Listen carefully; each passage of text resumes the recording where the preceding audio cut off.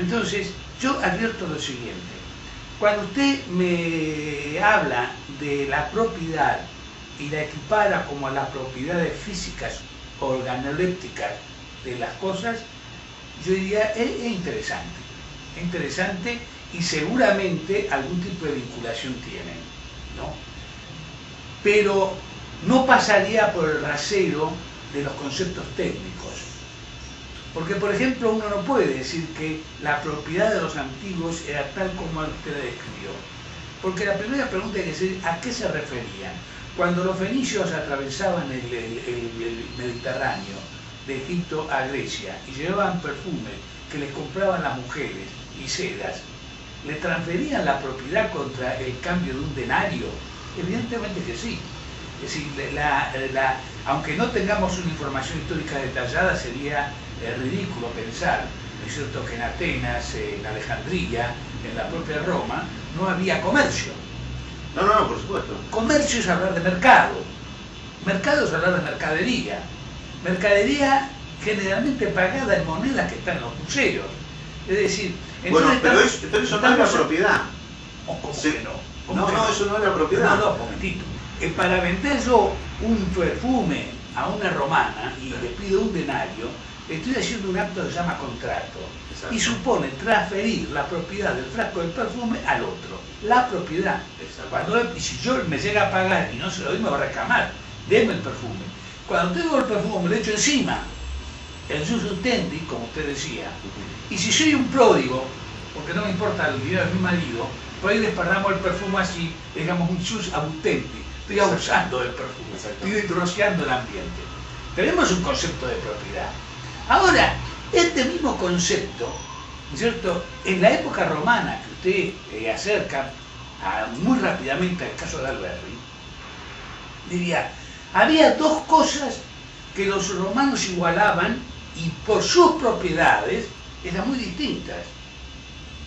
Una cosa era el suelo, la tierra, y otra cosa eran los esclavos. Que los esclavos eran muebles, no tenga la menor duda. Sin embargo, ellos igualaban conceptualmente el esclavo a la tierra. Tanto es así que a fines del siglo IV, V del Imperio Romano, ya se vendía la propiedad con el esclavo. No se llamaba esclavo, se llama siervo de la gleba. Siervo de la gleba. Entonces, es indispensable, estimado Guillermo, munirse de algunos conceptos para que ese saber que yo admiro en usted, enciclopédico, no se transforme realmente en un verdadero caos que no nos permita pensar. Claro, bueno, por eso.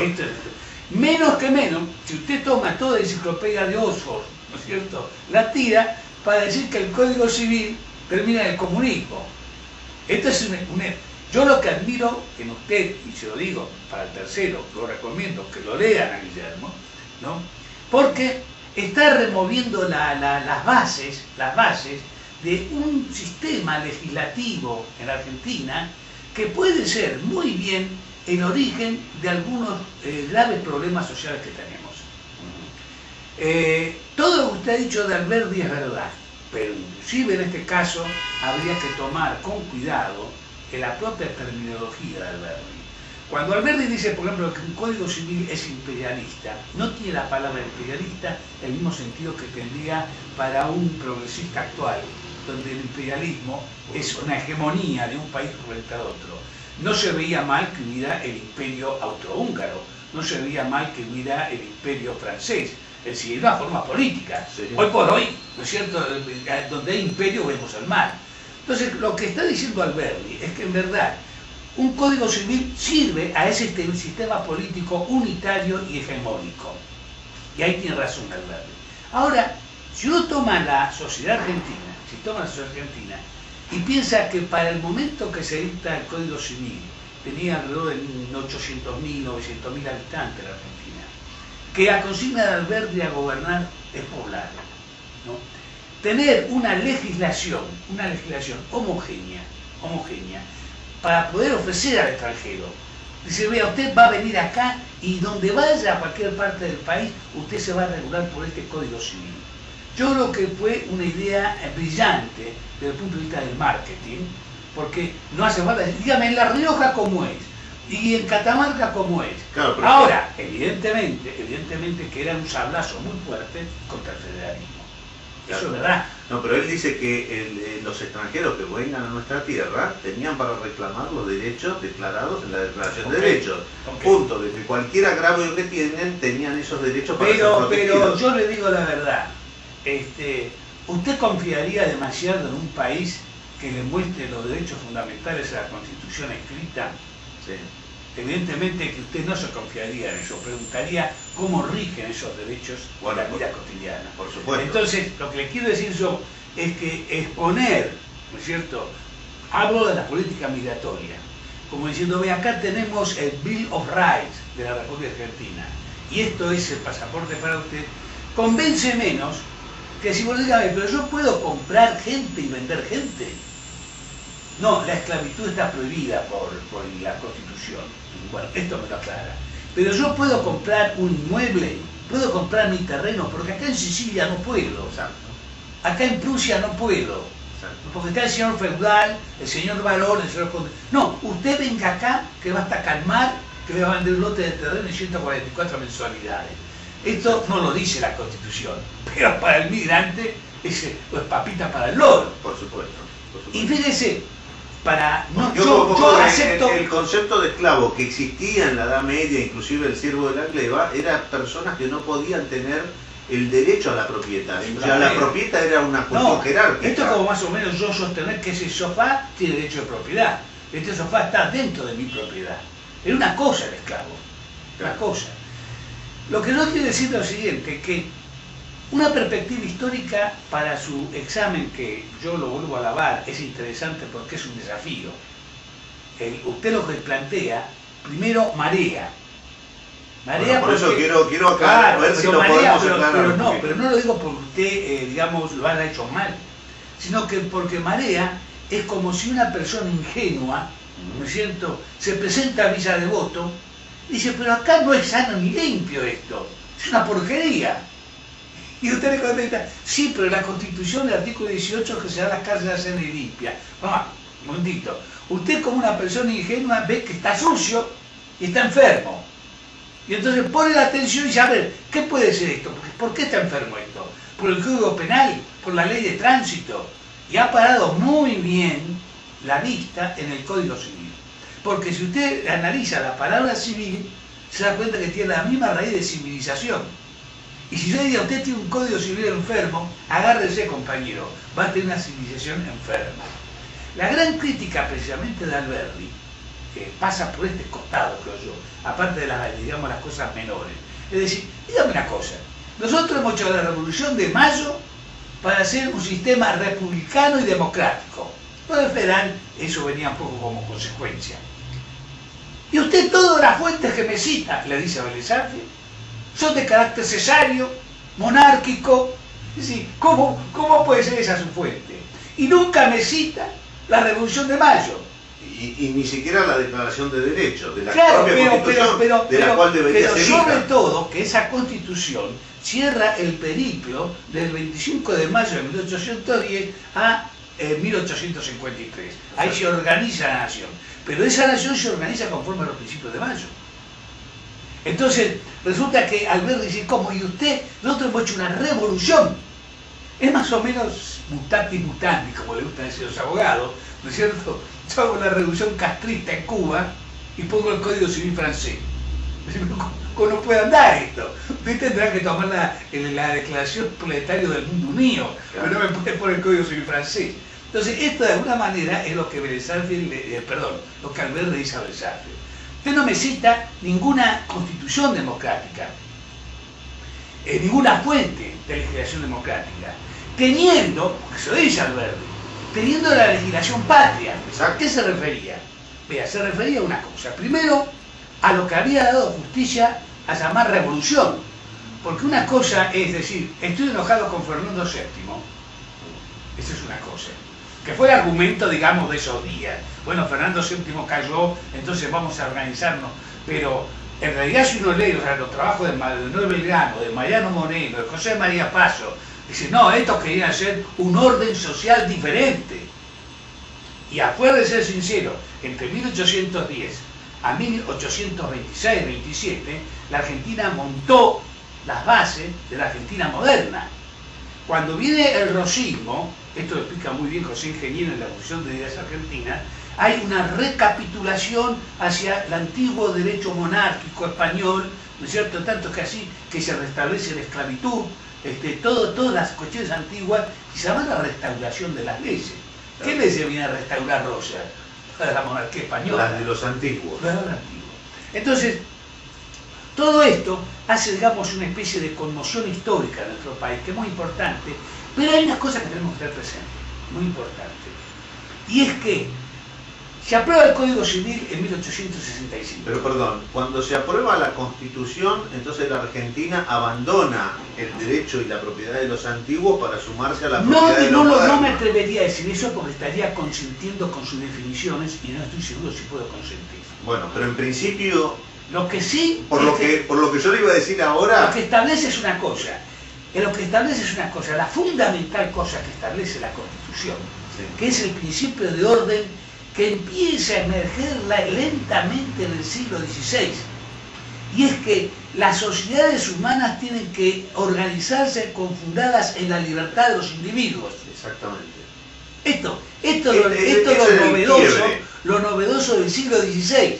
Exacto. Porque hasta el siglo XVI, perdónenme, un siglo antes, un siglo después. Quiero decir, en ese momento que llamamos edad moderna, el derecho a organizar a la sociedad ya no viene del poder religioso, del cacique, del jefe, del líder, del monarca, del rey, del emperador, en juego con los usos y costumbres de la gente. Pero digamos, ahí el individuo no cuenta, el pueblo es más bien una masa. Pero a partir del siglo XVI, fíjese que hay una revolución religiosa, hay una revolución política, en la emergencia del Estado Nacional, que hoy al Estado lo vemos como una cosa terrible, pero en ese momento el Estado era el modo en que el pueblo se organizaba para romper la égida del imperio.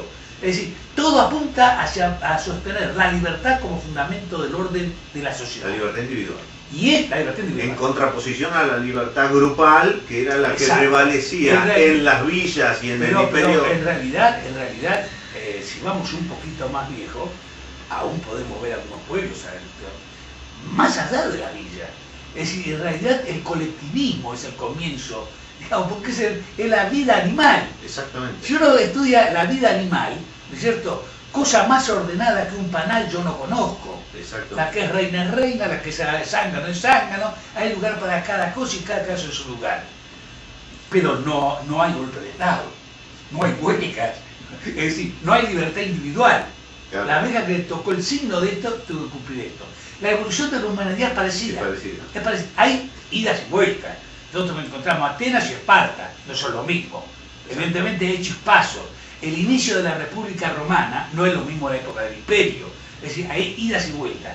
Lo moderno, en la edad moderna, en el siglo XVI, es que esto se puede tomar como principio de orden, la libertad. Exacto, por eso podemos decir que entonces el principio y la propiedad sobre los bienes de producción eran comunistas durante la época clásica y durante la época... Sí, bueno, si no le damos el término contemporáneo de comunista, porque hay que tener cuidado con esto. Bueno, dice que en la asamblea... Porque usted fíjese que en el comunismo el derecho de propiedad sobre los bienes de producción no es individual, pero la gente tiene derecho y su propiedad sobre sus cosas. Le pido, Guillermo, un poquito de atención a esto. Las palabras son traicioneras. Fíjese que el 16 de septiembre de 1857 el general Mitre propone a la legislatura de Buenos Aires la derogación de la ley de Filtrense por ser comunista. Pero estoy seguro que Mitre no pensaba que es una ley de Carlos Marx. Claro, no. ¿Cierto? En el matrimonio tenemos bienes en común. En la familia. En la familia tenemos en la empresa. Por eso, todas las sociedades micro son... Lo único que sí, muy importante, es que a través de la evolución humana va creciendo no solamente la libertad individual, va creciendo la personalidad. Cada individuo empieza a ser una persona individual, una personalidad. De la fuente de la evolución de los mercados y la división del trabajo. Eso ayuda a formar este nuevo personaje. En el mundo económico, en el mundo religioso, en el mundo artístico, exacto, en el mundo de las usos y costumbres. Hoy estamos viviendo una crisis muy importante. Por lo tanto, esa fuerza. Perdón, por lo tanto, el individuo emerge de lo colectivo, deja atrás lo colectivo. Históricamente sí. Y emerge. Históricamente sí. Bien. Históricamente sí. La Constitución de 1853, eso es lo principal. Se afirma diciendo, esta sociedad se va a constituir en base a la individualidad. A niveles personales, respetando la libertad del individuo. A niveles políticos, respetando el federalismo. Y en niveles menores, el municipalismo. Perfecto. ¿Se cuenta? Todo tiende a la multiplicación del sistema. O sea que en la Declaración de Derechos es donde se logra esa individualidad. Se pretende. Perfecto. Yo diría, así como en la Constitución se pretende que se materialice el preámbulo, ¿no es cierto? En la legislación que se dicte en su consecuencia, como dice la Constitución, se debía lograr lo que pretende la Constitución. Perfecto. Y ahí es donde tiene mucha importancia sus observaciones. Vean, si me permitiera un resumen de su exposición, que es muy larga y sobreabundante, sí, pero tiene esta ventaja. Es decir, estudien el Código Civil. ¿A quién? A los abogados les pido. No se queden en la letra. Hagan lo que ustedes dicen, vayan al espíritu. Exactamente. Vayan al espíritu del Código Civil. El Código Civil tiende a ser unitario. Se justificó históricamente, le digo, de una manera para decir, ante el mundo, somos una sociedad civil que ofrece este Código Civil.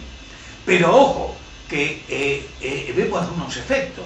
Resulta que tenemos sociedad civil en 4 o 5 ciudades de la República, porque los códigos civiles son para la ciudad. Ciudad, civilización, civil, tiene más raíz. Resulta que nosotros tenemos 4 o 5 ciudades, Buenos Aires, la Luz del Plata, ¿no es cierto?, la Perla del Plata, como la quiera llamar, Rosario, Córdoba, Mendoza, y paremos de contar. Después es como el desierto alberdiano. ¿Le será conveniente ese Código Civil? Ese es el interrogante. Entonces, yo diría que lo más valioso de su exposición, si yo tomo así, diría, señores, usted da un alardonazo, un golpe de campana para que se estudie el fenómeno social argentino reexaminando el Código Civil. Claro. No lo tome como una obra de arte perfecta. Y es muy importante lo que usted está diciendo, porque ha habido 2 o 3 intentos de reformar el Código Civil. Y se lo ha reformado. Y no se lo ha reformado en el sentido de lograr una mayor individualidad, sino por el contrario, se han creado figuras antiguas. Claro, se le ha reforzado el carácter colectivista. La tendencia colectivista que manifiesta. Bueno, por eso, pero entonces podemos llegar, así como llegamos medio a un entendimiento que la propiedad de los bienes de producción, no de los bienes de cambio, a la propiedad estaba, el nombre de propiedad es solo para los bienes de producción, o sea, la tierra y lo que producían. Y los esclavos. Bueno, y los esclavos. La energía. Perfecto.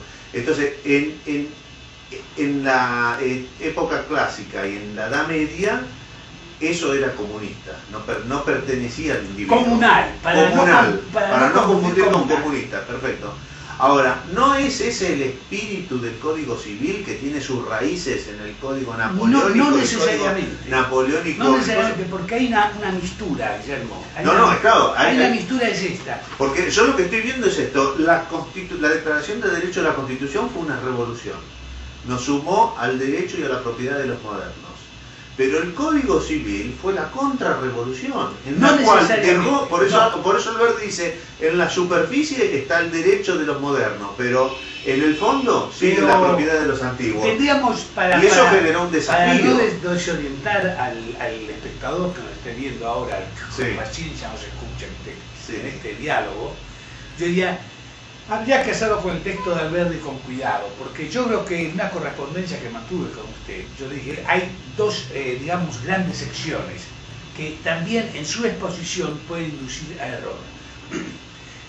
El código técnicamente de Vélez-Sarsfield se inspira en el código francés por una parte, fundamentalmente, no solamente, y en un proyecto de Fleitas, el brasilero Fleitas, ese por un momento portugués, por supuesto.